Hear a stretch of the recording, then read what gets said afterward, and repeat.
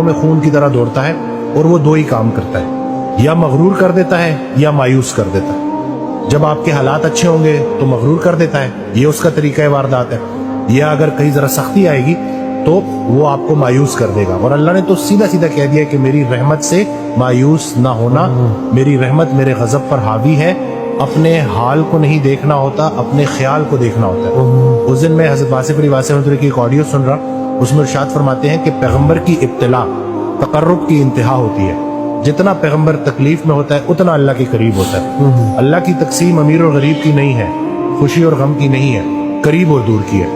وہ ایک اور جگہ ارشاد فرماتے ہیں کہ اللہ کے راستے کی سب سے راز کی بات ہے کہ مشکل میں بھی آسان رہتا ہے۔ ایک شخص نے کہا کہ بڑی اللہ کی مہربانی ہو گئی اور کھانے پک گئے گھر میں اور 3 دن سے کھانے کی فراوانی ہے۔